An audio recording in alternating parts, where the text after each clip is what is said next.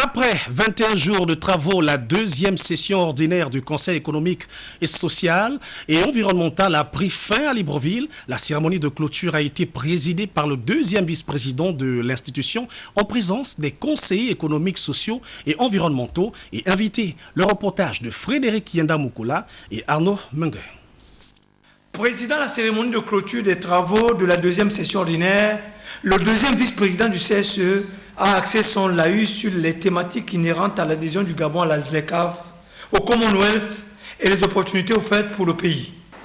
Après 21 jours de travaux consacrés à un thème aussi transversal que celui de la ZLECAf, quelle opportunité pour le Gabon, je tiens à relever que vous avez, avec abnégation, courage, et à travers les échanges et les débats remarquables, mener une analyse profonde visant à définir les politiques à mettre en œuvre pour permettre notre pays d'exister sur un marché élargi et sécurisé pour les marchandises et les hommes.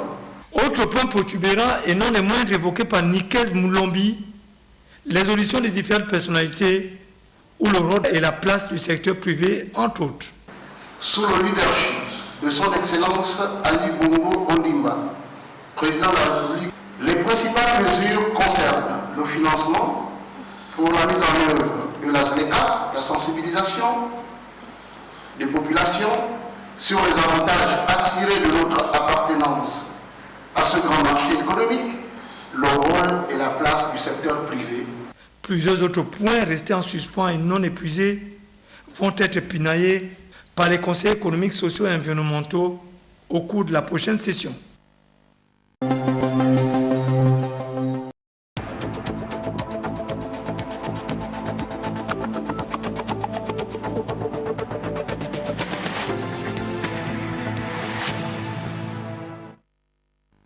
Le ministre des Postes, de Télécommunications et de l'économie numérique, Léon Juste Ibombo, a présidé par visioconférence une réunion sur le commerce électronique. Objectif, promouvoir une politique d'inclusion numérique rurale et d'autres couches défavorisées. Des précisions dans ce reportage de Modeste Ondaï.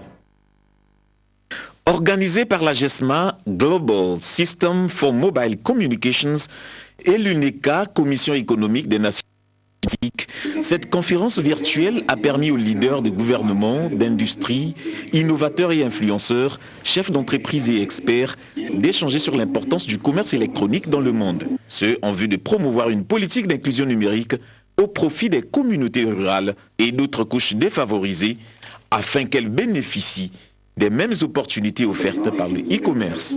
Le ministre des Postes, des Télécommunications et de l'économie numérique, Léon Juste Ibombo, a vanté les avancées enregistrées par la République du Congo en matière de défiscalisation des terminaux d'accès électronique et de protection des données.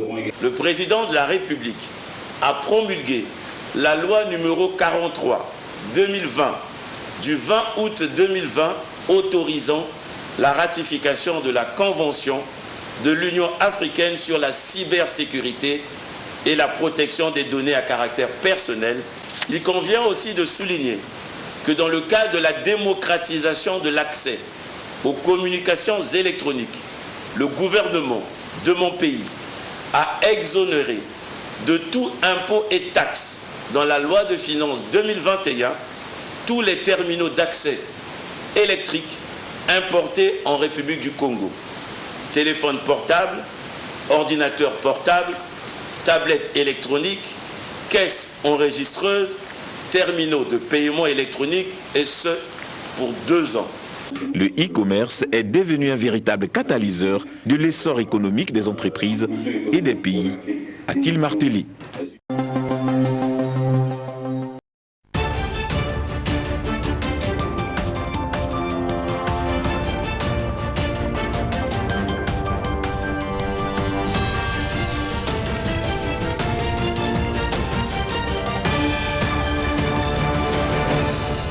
La réforme sur la décentralisation est en cours dans notre pays.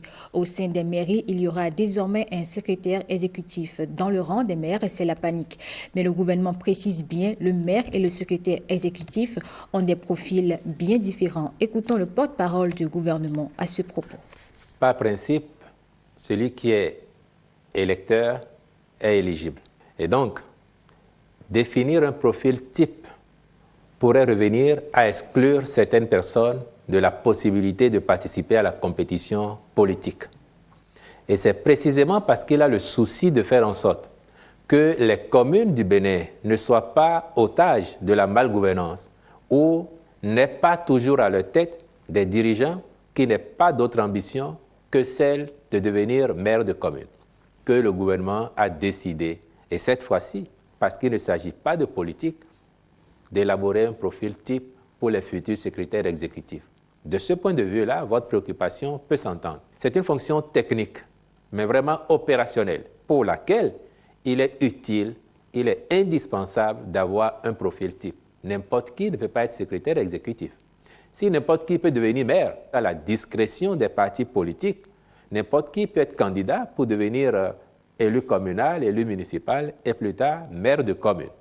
Encore que, aujourd'hui, au regard de la dynamique impulsée à l'action politique, l'action publique dans notre pays, il y a fort à parier que les partis politiques eux-mêmes seront de plus en plus regardants sur le profil des personnes qu'ils envoient briguer des fonctions politiques. Mais dans l'immédiat, la réponse la plus pertinente était celle qui consiste à définir le profil type des futurs gestionnaires du budget de nos communes, ceux qui sont en charge de l'action opérationnelle de développement dans les communes.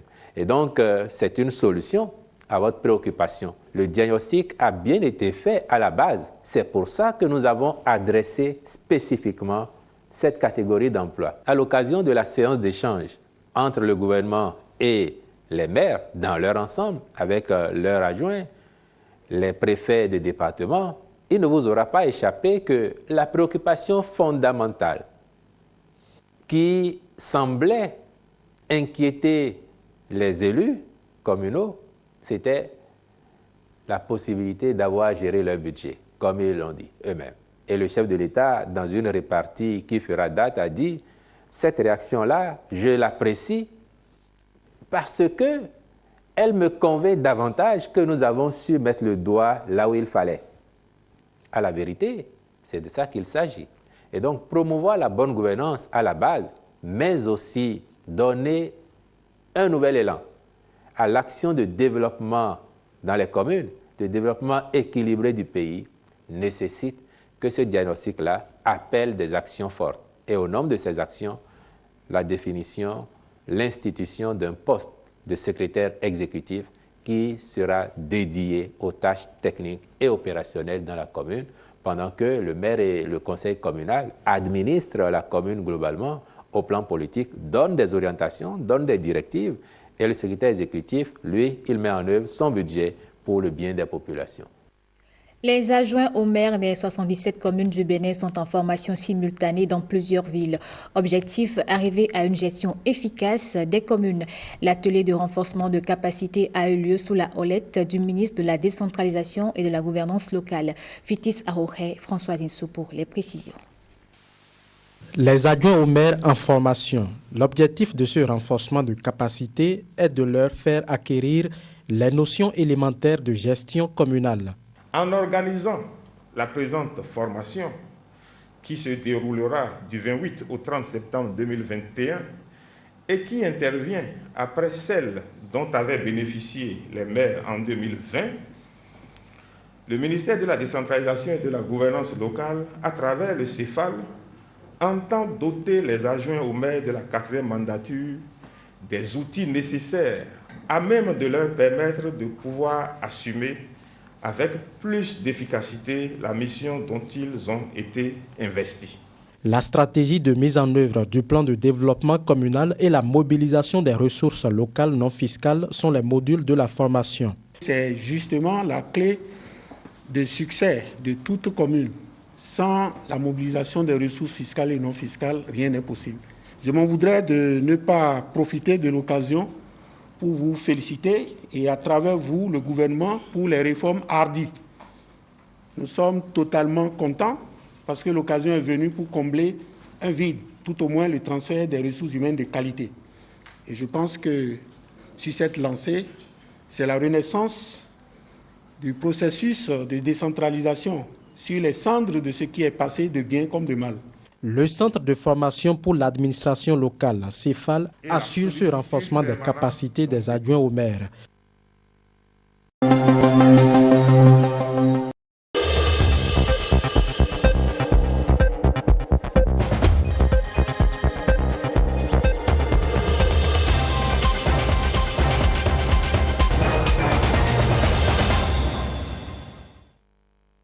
C'est un drame qui se joue en silence. Moins d'une naissance sur 3 est déclarée et enregistrée à l'état civil. Le défaut d'identité légale transforme ces enfants en citoyens sans droit, voire en apatrides dans leur propre pays au Cameroun. On dénombre près d'1 600 000 enfants sans acte. La coopération germano-camerounaise à travers le programme de modernisation de l'état civil ambitionne de rectifier le tir. Voici l'éclairage du directeur général du BUNEC, Alexandre-Marie Yomo, au micro de Sadou Mamoudou. L'informatisation, la formation, n'est-ce pas, des acteurs de l'état civil, des acteurs de la chaîne d'état civil, personnel, les officiers et secrétaires d'état civil. Et il y a le personnel sanitaire, le personnel judiciaire. La coopération allemande a donc permis, entre-temps au Cameroun, d'élaborer le schéma directeur d'informatisation. C'est donc ce schéma directeur qui va être mis en œuvre.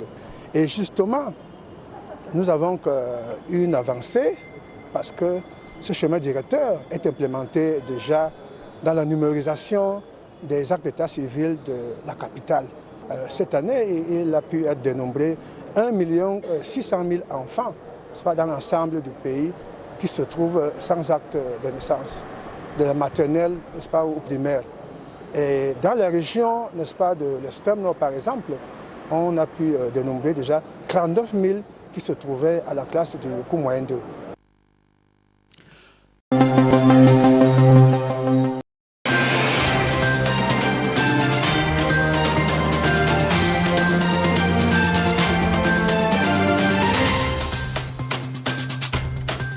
A- et A2, ce sont les deux notes du Sénégal dans le rapport Bloomfield restitué hier au ministère des Finances et du Budget. Ces notes traduisent ainsi la résilience de l'économie nationale et la soutenabilité de la dette publique. L'étude a permis au Sénégal d'établir pour la première fois sa qualité de crédit en monnaie locale. Lamine Touré. Une performance économique au-delà des chiffres, c'est aussi une performance qualité et surtout pour ce qui est de la monnaie locale. À ce sujet, le Sénégal a ouvert ses portes au cabinet de notation financière panafricaine Bloomfield pour un diagnostic sans complaisance de son économie. C'est un processus assez rigoureux dans lequel le Sénégal a volontairement rentré pour établir sa qualité de crédit en monnaie locale. Il est extrêmement important de comprendre l'importance de la notation financière en monnaie locale parce que ça établit la vraie qualité de crédit intrinsèque du Sénégal liée à la performance économique de ce pays-là. Une performance économique notée à deux niveaux essentiels, autrement dit deux notes qui traduisent la flexibilité de l'économie nationale. À long terme, le Sénégal a eu la note de A-, ce qui correspond à un risque faible. Ce que ça veut dire concrètement, c'est que l'économie du Sénégal est une économie résiliente qui a les fondamentaux assez solides pour absorber non seulement les chocs extérieurs, mais la capacité et la volonté de faire face à ses obligations financières à court, moyen et long terme. Et la note à court terme est de A2, donc qui aussi est une note d'investissement et qui veut dire qu'à court terme, le Sénégal a suffisamment de liquidités pour faire face à ses obligations à court terme. Une économie résiliente, de la liquidité dans les caisses de l'État, le cabinet Bloomfield vient conforter l'orientation stratégique du pays dans le secteur. Il me plaît de relever à cet égard que les constats de l'étude diagnostique auquel s'est attelé le cabinet valident les résultats et l'analyse jusqu'ici présentée par le gouvernement. Il est important de le rappeler qu'il y a quelques mois, nous étions à roadshow dans le cadre justement donc de la recherche de financement avec les eurobonds. Et nous sommes très heureux de constater effectivement que les mêmes études ont eu à conduire les mêmes résultats. Il est à souligner notamment que sur la période de 2015-2020, la croissance de l'économie sénégalaise a été appréciable. Notre pays a poursuivi la mise en œuvre de ses politiques de développement avec la transformation de son économie grâce à des réformes structurelles courageuses en faveur d'un secteur privé plus fort et d'investissements publics structurants. Ces efforts ont permis d'atteindre, vous l'avez rappelé tout à l'heure, un taux de croissance moyen 2015-2019 de 6,2%. Cette croissance a été ralentie par l'effet de la pandémie de la Covid-19 en 2020. Malgré tout, le Sénégal a affiché une note positive. L'État a joué sur la diversification des sources de financement pour davantage consolider ses investissements. Le marché financier régional a été très actif dans cette dynamique. Grâce à une politique monétaire innovante par l'émission de bons Covid, et c'est l'occasion de remercier la Banque centrale, le marché financier domestique et régional plus mûr et plus profond a permis de financer les besoins complémentaires du secteur parapublic en 2020, comme il l'a du reste déjà fait en 2019. Ceci a contribué au succès de la stratégie d'endettement à moyen terme, fondée sur la diversification des ressources de financement et le maintien d'un équilibre entre les ressources internes et externes. Un équilibre qui traduit la soutenabilité de l'endettement du pays. Certes, le rapport l'aura observé en lien avec le plan Sénégal émergent. L'endettement du Sénégal a connu une évolution haussière entre 2016 et 2020, passant de 47% en 2016 à aujourd'hui 62,8% exactement. Toutefois, le ratio d'endettement public, le directeur général l'a rappelé tout à l'heure, reste contenu en dessous du seuil de 70% du PIB imposé par les critères de convergence de l'UEMOA. Je rappelle aussi que les critères à la faveur de la crise ont été suspendus. Le Sénégal, la Côte d'Ivoire et le Bénin sont les 3 pays de l'espace UEMOA à figurer en bonne place dans le rapport Bloomfield Investment. 3 pays, 3 économies fortes qui facilitent aujourd'hui l'emprunt sur le marché financier de l'UEMOA.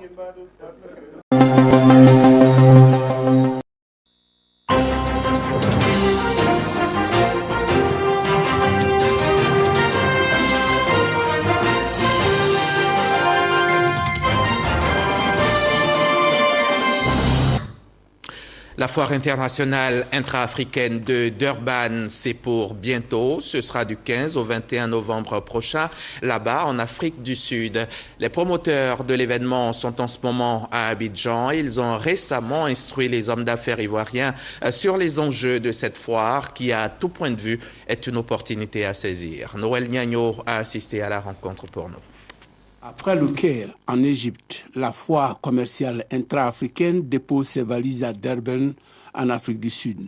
C'est du 15 au 21 novembre. D'ici à là, informer et sensibiliser le milieu des affaires ivoirien prend tout son sens. Toutes choses qui vont booster le commerce intra-africain handicapé par le déficit d'information. Les commerçants et les entreprises ne savent pas ce que chaque pays africain produit, ce dont chaque pays a besoin et les opportunités de commerce et d'investissement qui existent dans chaque pays. Par conséquent, la foire commerciale est l'un des moyens pratiques de combler cette asymétrie des informations commerciales et de marché. La foire commerciale intra-africaine devient un catalyseur de la construction de la ZLCAF, zone de libre-échange continentale africaine. La preuve, pour ce rendez-vous, plus de 1100 exposants sont attendus pour un public de plus de 10 000 visiteurs. Les accords d'investissement générés sont de l'ordre de plus de 40 milliards de dollars américains. Voilà qui explique l'invite du ministre du Commerce et de l'Industrie ivoirien aux opérateurs économiques. C'est donc un appel pressant aux entreprises du secteur privé en général et aux PME en particulier, aux opérateurs, aux exposants ivoiriens à être présents à Durban et à prendre toute leur place dans cette plateforme continentale qui, d'année en année, se solidifie afin de créer des passerelles pour des échanges plus importants entre nos hommes et femmes d'affaires, pour une plus grande vitalité du commerce intracontinental. S'agissant du commerce intracontinental, insignifiant autrefois 5,3%, il est passé à 16%. Concernant l'offre ivoirienne sur le marché intra-africain, elle est de 23%. Je vous le disais en titre, le Conseil du café et cacao vient de lancer la campagne 2021-2022. 700 francs pour le kilo de cacao et 825 francs pour le kilogramme de... 700 francs pour le café, je me reprends, et 825 francs pour le cacao. On écoute Konebrahima Yves, le directeur général du Conseil du café et cacao. Il s'exprime au micro de Noël Niagno. Malgré la situation extrêmement difficile, nous avons fait nos simulations sur le prix. Pour ce qui concerne le café, pour la campagne qui commence.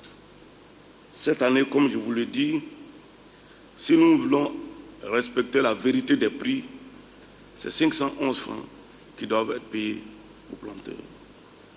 Mais le président de la République a décidé de fixer un prix Borchamp café de 700 francs par kilo aux planteurs.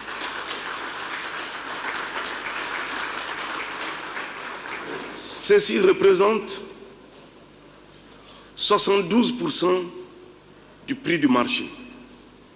Si nous prenons le cas du cacao, si nous devions appliquer la règle de 60% du prix du marché, c'est 679 francs le kilo que doit être payé aux planteurs. Ça fait 60% du prix du marché. Le président de la République a décidé que c'est 825 francs par kilo.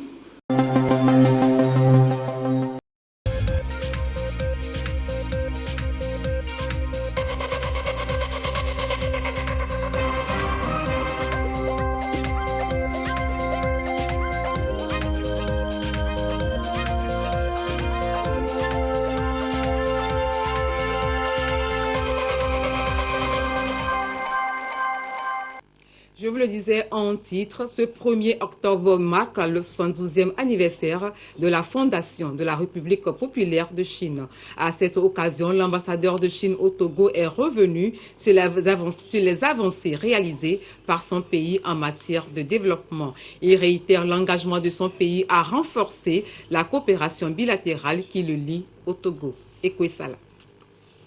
Avec sa position de deuxième économie du monde, contribue aujourd'hui à hauteur de 30% à la croissance économique mondiale. Il y a quelques années, le pays s'est donné des défis à relever en termes de développement et du bien-être social. Plus les années passent, plus le pays se rapproche de ses objectifs. Dans le domaine infrastructurel, politique, économique et socioculturel, de grands progrès sont réalisés.